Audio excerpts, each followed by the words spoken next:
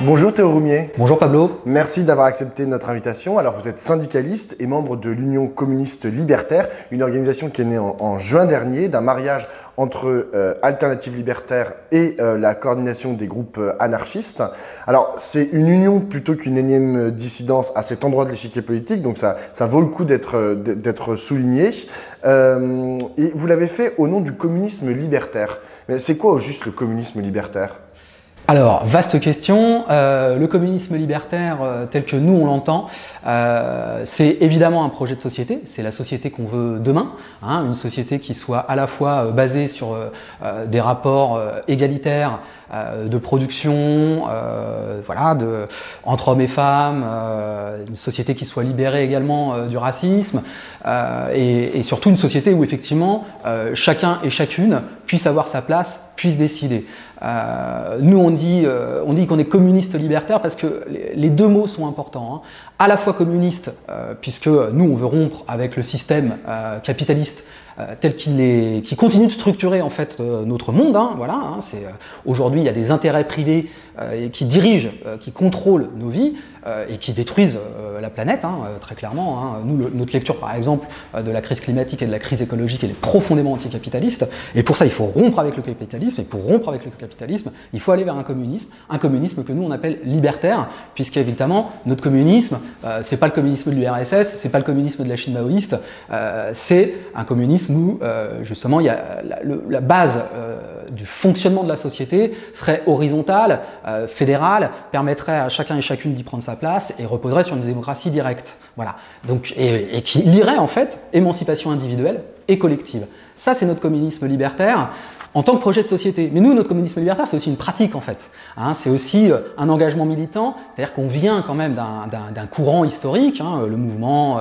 libertaire ouvrier, anarchiste, ouvrier, et ce mouvement, on n'a pas par hasard, justement, choisi ce terme de communisme libertaire, on n'a pas par hasard un drapeau rouge et noir, c'est bien dans ce courant et dans cette filiation-là qu'on s'inscrit, mais notre volonté, c'est effectivement d'arriver à incarner dans une organisation révolutionnaire cette pratique communiste libertaire, cette manière d'envisager la rupture avec l'ordre dominant dans la société telle qu'elle est aujourd'hui. Alors votre substrat, vous l'avez dit et vous le rappelez dans le texte sur votre site, votre substrat ce sont les luttes donc contre la LGBT-phobie, contre le racisme, contre le patriarcat et contre le capitalisme. Mais du coup, où est-ce que vous vous situez par rapport à ces luttes? Vous vous situez devant, à côté, en soutien? Elles vous inspirent? Vous en êtes les instigateurs? Comment elles infusent votre organisation?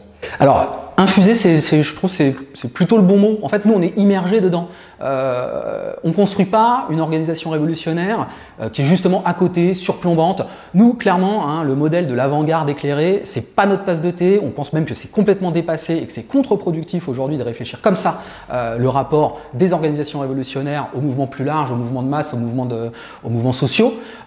Nous, on a une stratégie qui est vraiment basée sur l'immersion dans les mouvements sociaux et la construction effectivement d'un projet politique et d'une organisation révolutionnaire, pas pour guider, hein, mais effectivement pour être un outil utile à développer les luttes et les développer dans un sens de contre-pouvoir, hein, c'est-à-dire que ces luttes-là soient la base aussi d'une société future. Mais il y a une idée de convergence des luttes dans votre notre projet il est global, hein, effectivement. Hein, pour nous, il n'y a pas de front secondaire, clairement. Aujourd'hui, oui, la société, par exemple, elle continue à être divisée en deux classes sociales antagoniques, hein. On continue d'avoir une lecture et puis on pense que c'est vérifié chaque jour, hein. La lutte des classes, ça existe. Hein, chacun et chacune, quand il travaille ou elle travaille, s'aperçoit bien que quand même, il n'y a pas d'égalité entre l'employeur et celui qui est employé, hein, celui qui vend sa force de travail, que ce soit dans les services, dans le domaine de la production, etc. Ça continue de structurer globalement la société, le monde entier, hein, en fait, hein, cette lutte des classes-là, bien évidemment. Et pour autant, il y a d'autres choses qui structurent la société. Le patriarcat, ça structure profondément la société, hein, l'inégalité entre hommes et femmes, elle est présente. Enfin, voilà, on est à plus de 100 femmes aujourd'hui victimes de féminicide aujourd'hui en France. On ne peut pas dire que cette question-là, elle est pas liée lié à un système de domination des hommes sur les femmes. Hein. Donc le patriarcat continue de structurer la société, et c'est la même chose pour le racisme. Le racisme est également quelque chose qui structure profondément notre société. Alors, vous affirmez, vous l'avez dit tout à l'heure, être pour une démocratie directe, d'autogestion et de fédéralisme. Mais du coup, par exemple, un concept comme la République française, ça vous intéresse pas? Non, ça nous intéresse pas, non. Non, mais en plus, d'autant que la manière dont s'est construite la République française, elle s'est construite justement sur le sentiment d'une sorte d'intérêt commun qui unirait les classes sociales. Nous, voilà, hein, on ne peut pas penser comme ça, y compris, c'est aussi une République qui s'est construite en lien avec la construction de l'État contemporain. Hein. Et nous, profondément, on pense que l'État est un sérieux problème, y compris dans une perspective d'émancipation. Hein. Je vais peut-être prendre un tout petit exemple concret, hein, parce que ça parle toujours un petit peu plus. Là, par exemple, si on prend ce qui s'est passé à Lubrizol à Rouen, vous avez une usine qui explose, okay, voilà, avec des dégâts hallucinants, sans doute des vies qui vont être complètement gâchées, impactées par ce désastre-là. Qu'est-ce qui se passe? On a un État qui est totalement défaillant et qui se comporte en garant des intérêts privés et des intérêts des puissants et des riches. Clairement, aujourd'hui, la lecture qu'on a de l'État, c'est ça. C'est l'État n'est jamais neutre. Et la République ne peut pas être neutre aujourd'hui dans le fonctionnement politique français, contemporain, et puis même globalement, de toute façon, l'État a ce rôle-là. Hein.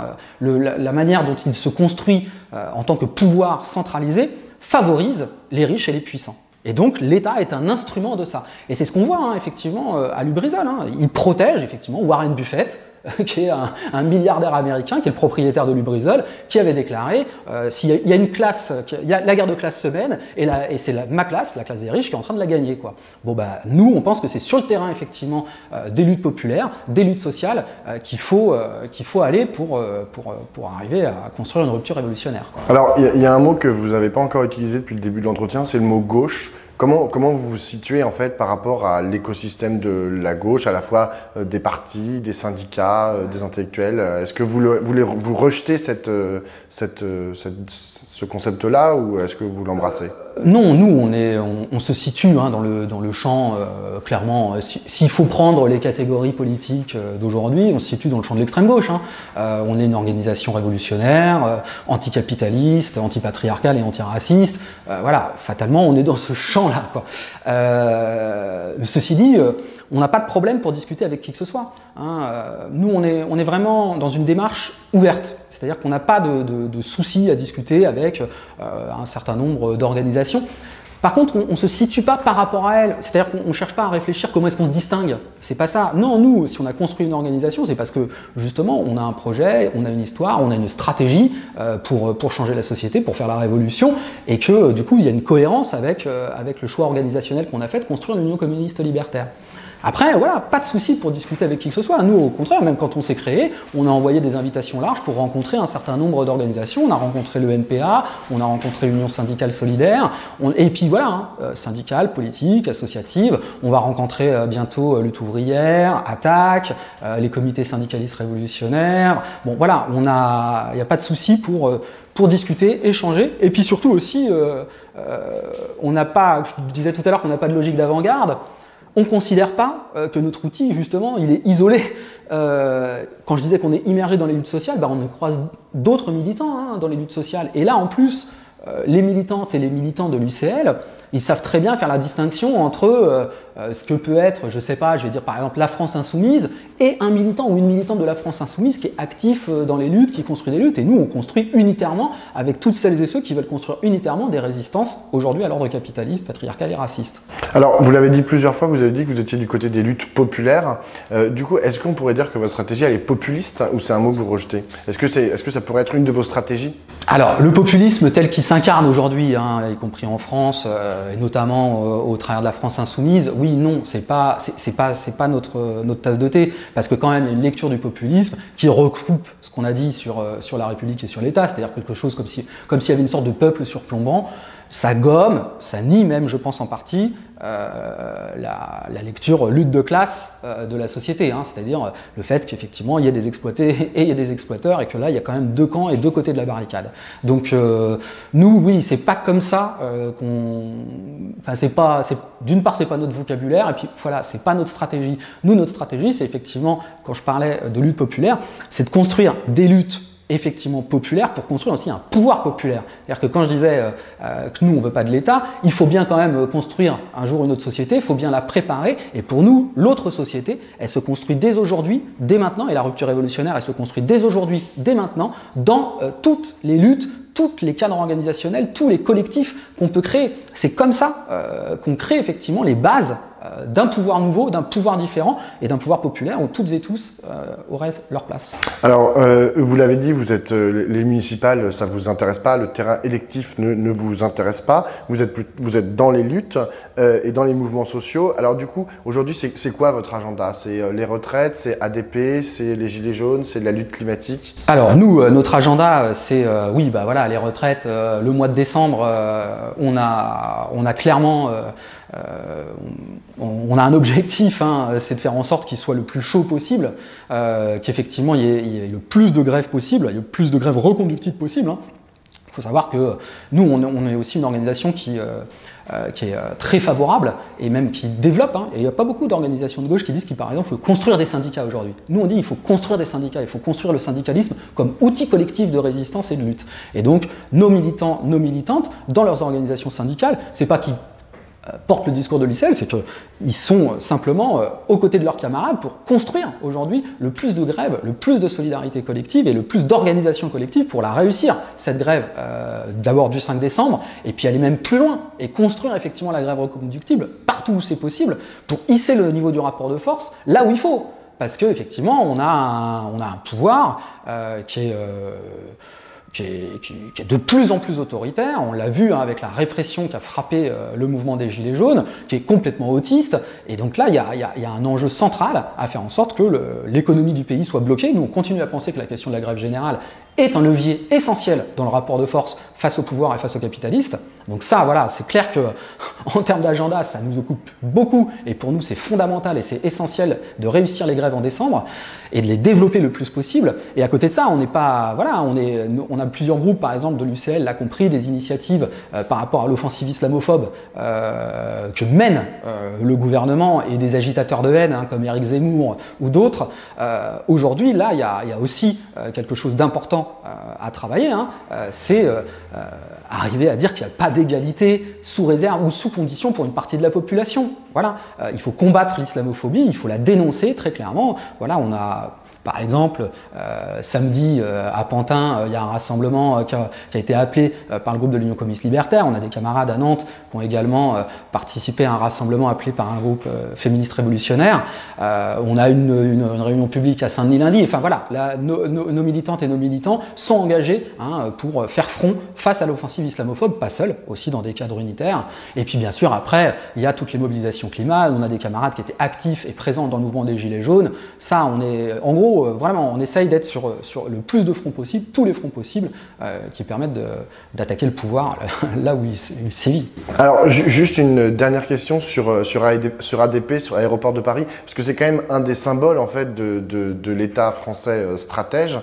Est-ce que vous, c'est le fait qu'il continue à être public, est-ce que pour vous ça peut être une bataille ou comme vous rejetez l'État et ça vous intéresse pas et vous êtes Ah si, ça nous intéresse, hein, les services publics. On ne vit pas en dehors de la société telle qu'elle est. On a bien conscience que les services publics, c'est un enjeu d'égalité pour la population la plus précarisée, la plus pauvre, quoi. Hein, donc, et puis pour juste tout le monde.